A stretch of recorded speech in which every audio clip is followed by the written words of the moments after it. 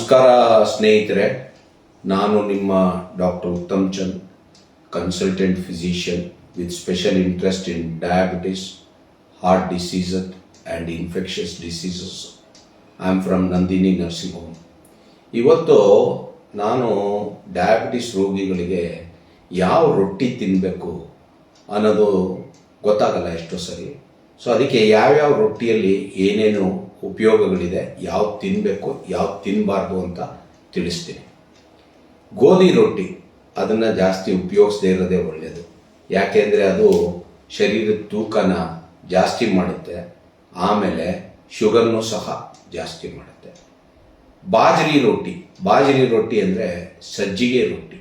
ಅದರಲ್ಲಿ ತುಂಬ ಫೈಬರ್ಸ್ ಇರುತ್ತೆ, ಅಂಥ ಕ್ಯಾಲೋರಿಫಿಕ್ ವ್ಯಾಲ್ಯೂ ಇರೋದಿಲ್ಲ, ಮತ್ತು ಅದು ನಿಮ್ಮ ಡಯಾಬಿಟಿಸ್ನ ಕಂಟ್ರೋಲಲ್ಲಿ ಇಡುತ್ತೆ.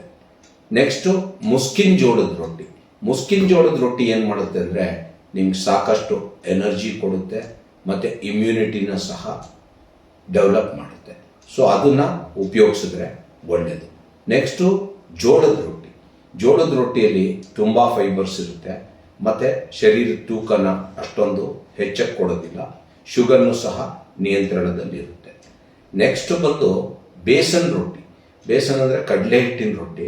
ಅದೇನು ಮಾಡುತ್ತೆ, ಯಾರಿಗೆ ಮಸಲನ್ನ ಬಿಲ್ಡಪ್ ಮಾಡಬೇಕು, ಎಕ್ಸಸೈಸ್ ಮಾಡಿ ಬಿಲ್ಡ್ ಮಾಡಬೇಕು ಅಂತಿರ್ತಾರೋ ಅಂಥವ್ರೆಲ್ಲ ಬೇಸನ್ ರೊಟ್ಟಿ ಯೂಸ್ ಮಾಡಿ. ಮತ್ತು ನಮ್ಮ ಕಡೆ ಇರುವಂಥ ಅಕ್ಕಿ ರೊಟ್ಟಿಯಲ್ಲಿ ಏನಾಗುತ್ತೆ, ತುಂಬ ಹೈ ಗ್ಲೈಸಿಮಿಕ್ ಇಂಡೆಕ್ಸ್ ಇರುತ್ತೆ, ಹಾಗಾಗಿ ಅದು ಶುಗರ್ನ ನಿಯಂತ್ರಣದಲ್ಲಿ ಇಡೋದಿಲ್ಲ, ಅದನ್ನು ಅವಾಯ್ಡ್ ಮಾಡೋದೇ ಒಳ್ಳೆಯದು. ರಾಗಿ ರೊಟ್ಟಿ ಅದರಲ್ಲಿ ತುಂಬ ಫೈಬರ್ಸ್ ಇರುತ್ತೆ, ಕ್ಯಾಲ್ಶಿಯಂ ಸಹ ರಿಚ್ ಆಗಿರುತ್ತೆ, ಗ್ಲೈಸಿಮಿಕ್ ಇಂಡೆಕ್ಸ್ ಸಹ ಕಮ್ಮಿಯಾಗಿರುತ್ತೆ. ಸೊ ಅದನ್ನು ಉಪಯೋಗಿಸಿದ್ರೆ ತುಂಬ ಒಳ್ಳೆಯದು.